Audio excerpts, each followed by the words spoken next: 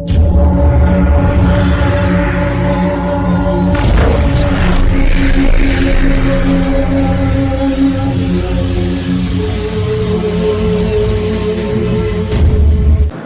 नया चैप्टर है cardiovascular system.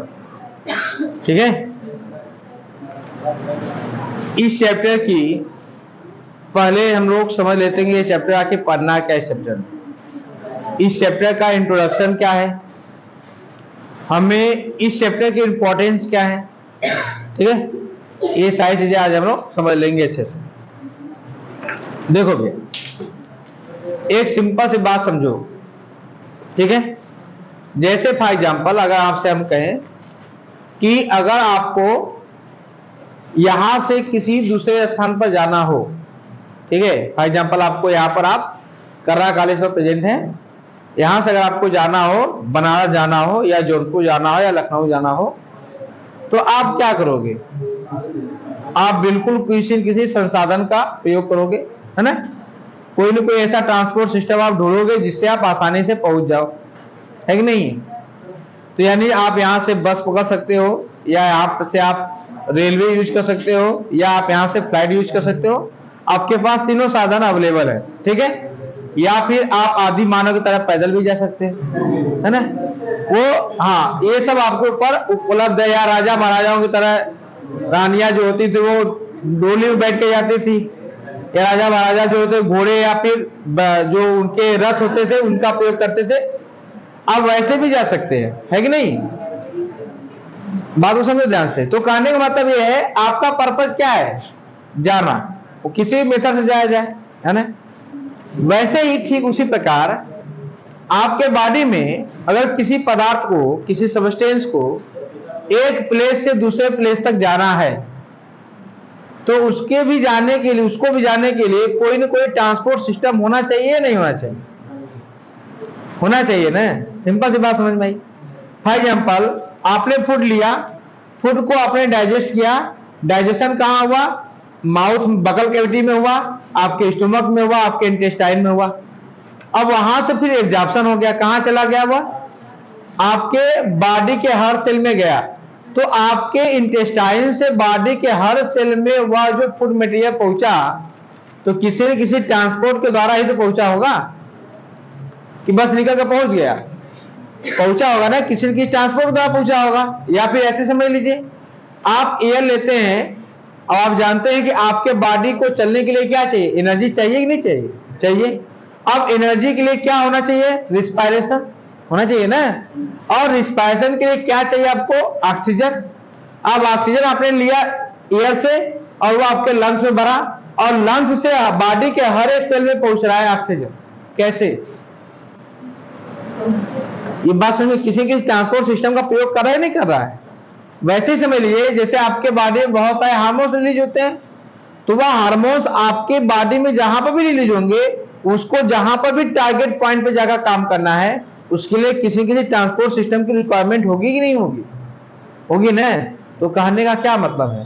कहने का मतलब इतना है कि आपके शरीर में भोज्य पदार्थ हो, चाहे ऑक्सीजन हो, कार्बन डाइऑक्साइड हो, अमोनिया हो, यूरिया हो, या फिर कोई दूसरे हार्मोन्स हो, या कोई दूसरे सबस्टेंस हो, उनको एक सेल से दूसरे किसी एरिया में जाने के लिए, किसी दूसरे सेल में किसी दूर डिस्टेंस में ट्रेवल करने के लिए आपके बॉडी में भी एक न एक ट्रांसपोर्ट सिस्टम होता है। ठीक है, क्या होता है? ट्रांसपोर्ट सिस्टम होता है। इसी ट्रांसपोर्ट सिस्टम को पढ़ने के लिए हम लोग नए चैप्टर की तरफ चलते हैं। उसका नाम क्या है? Cardiovascular system. यानी इस पूरे सिस्टम का बस एक ही काम है, क्या? आपके बॉडी को क्या करना? पूरे बॉडी में सर्कुलेशन कर देना, यानी हर जगह हर पदार्थ को पहुंचाने का काम कौन करता है? Cardiovascular system. क्लियर हुई बात नहीं है? अब अगर ये कार्डियोवैस्कुलर सिस्टम जो है वह आपके बॉडी में ट्रांसपोर्टेशन कर रहा है, तो ट्रांसपोर्टेशन कैसे होगा? ट्रांसपोर्टेशन के लिए क्या क्या चाहिए? तो आपके देखिए, आपके बॉडी में जो ट्रांसपोर्टेशन यानी कार्डियोवैस्कुलर सिस्टम है, इसके लिए हम लोग 3 कंपोनेंट को पढ़ते हैं, या 3 पार्ट में इसको हम डिवाइड करते हैं। ठीक है, पहला जो आपका आता है वैस्कुलर। वैस्कुलर का मतलब होता है कोई भी लिक्विड फॉर्म में हो, जो वेस्कुलाराइज हो, ठीक है।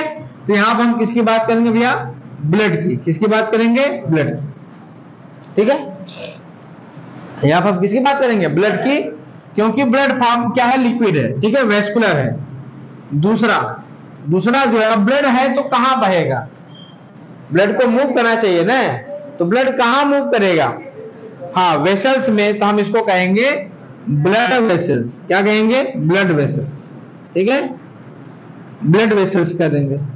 और थर्ड है आपका कि भाई ब्लड को मूव कराने के लिए, ब्लड को मूव कराने के लिए आपके बॉडी में एक सेंट्रल ऑर्गन है जिसको हम लोग कहते हैं कार्डियो। क्या कहते हैं, कार्डियो।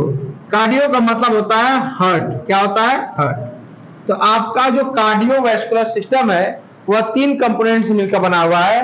पहला है ब्लड, दूसरा है ब्लड वेसल्स, और तीसरा क्या है, हार्ट। हार्ट समझिए आपके बॉडी का वह टुल्लू की तरह काम करता है। टुल्लू समझते हैं, एक ऐसा यंत्र, एक ऐसा मशीन जो वाटर को एक तरफ से सक करता है, दूसरी तरफ फेंकता है। ठीक उसी प्रकार से यहां पर आपका हार्ट भी काम करता है। यह बॉडी के किसी एक पार्ट से अलग अलग कर सकते हैं कि ब्लड को सक करेगा और अलग अलग पार्ट में क्या कर देगा, उसको भेजेगा। यानी एज ए टुल्लू की तरह यह काम करता है। कौन, हार्ट। क्लियर हो गई बात। तो यह आपका कार्डियोवैस्कुलर सिस्टम ये 3 पार्ट से क्या होता है, मिलकर बना होता है। क्लियर हो गई बात इतनी। अब देखिए, अब आपको इतना समझना है कि ऐसा कौन सा एनिमल है जिसमें पहली बार आपको वैस्कुलर सिस्टम देखने को मिलता है, ठीक है। तो याद रखिएगा, उस एनिमल का नाम है, यानी उस एनिमल नहीं कहेंगे, उस फाइलम का नाम है एनिलिडा। क्या नाम है, एनिलिडा। यानी पहली बार आपको वैस्कुलर सिस्टम या कार्डियोवैस्कुलर सिस्टम कहां देखने को मिलता है, एनिलिडा में, यानी अर्थवर्म, केचुए में। उसके पहले आपको स्कैरिस हो गया, चाहे वह प्लेटिलमेंथिस हो गया, चाहे वह पोरीफेरा हो गया, चाहे सिलेंटेटा हो गया, किसी में भी आपको कार्डियोवैस्कुलर सिस्टम देखने को नहीं मिलता है। तो फर्स्ट टाइम कार्डियोवैस्कुलर सिस्टम आपको देखने को किस में मिलता है भैया, तो आपको मिलता है एनिलिडा में, यानी अर्थवर्म में, केचुए में, लीच में। लीच जानते, जोक जो होती है, और जो अर्थवर्म होता है उसमें पहली बार आपको कार्डियोवैस्कुलर सिस्टम देखने को मिलता है।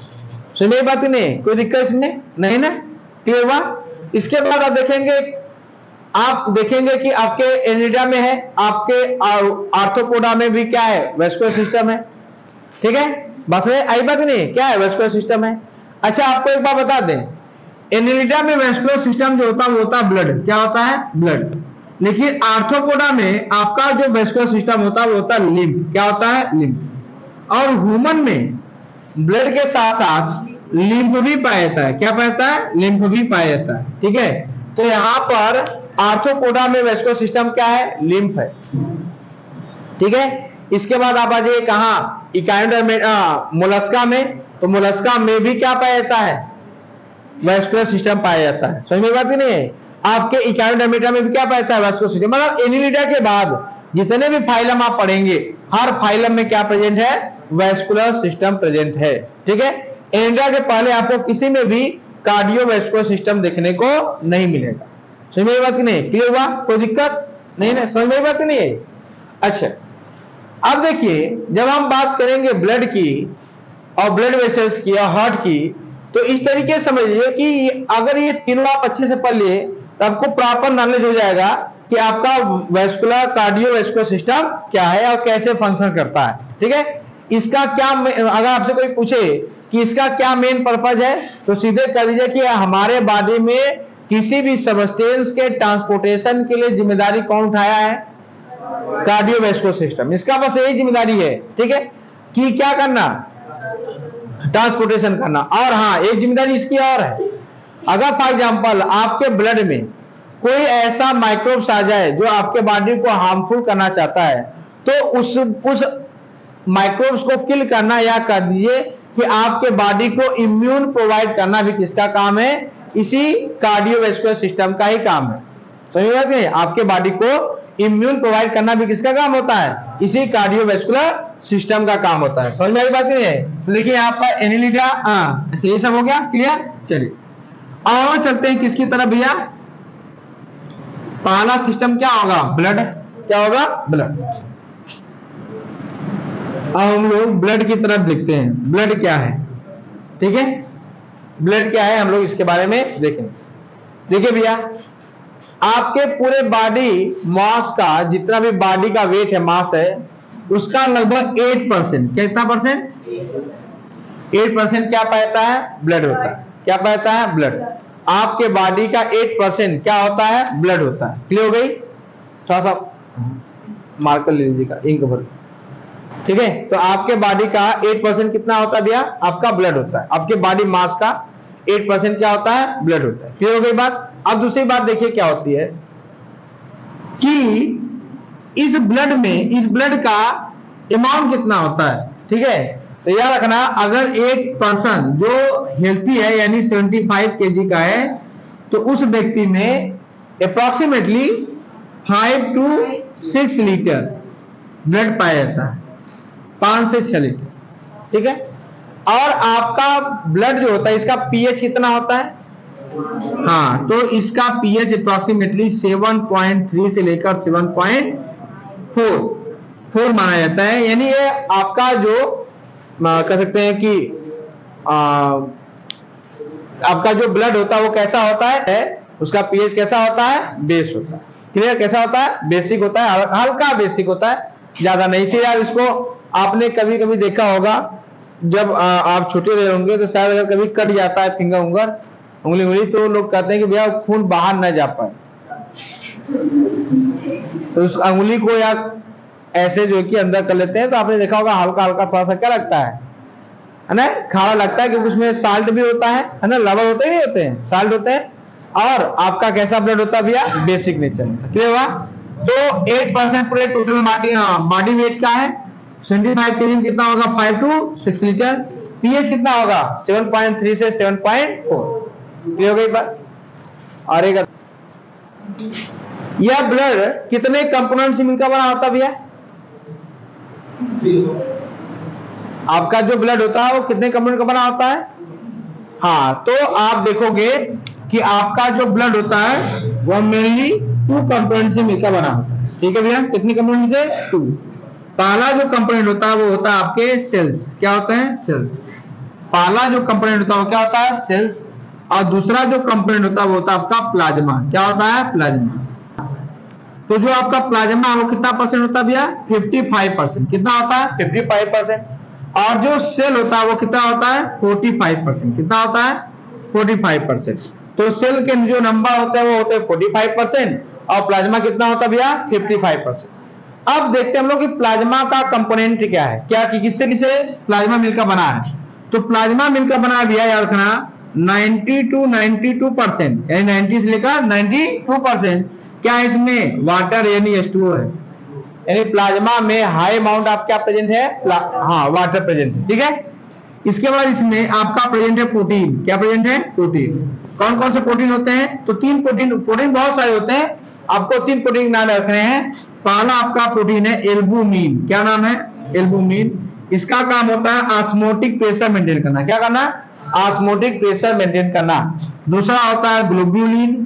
ग्लोब्यूलिन एक तरीके से एंटीबॉडी होता है। क्या होता है भैया? एंटीबॉडी होता है आपके प्लाज्मा में। और थर्ड होता है आपका क्या?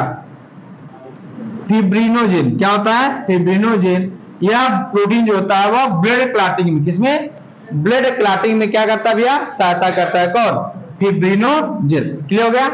अब तीसरा देख लेते हैं हम लोग, क्या दूसरा क्या देख लेते हैं? सेल्स। अच्छा, हाँ, प्रोटीन के अलावा और क्या प्रेजेंट होगा? इसमें आपका अमीनो एसिड प्रेजेंट होगा।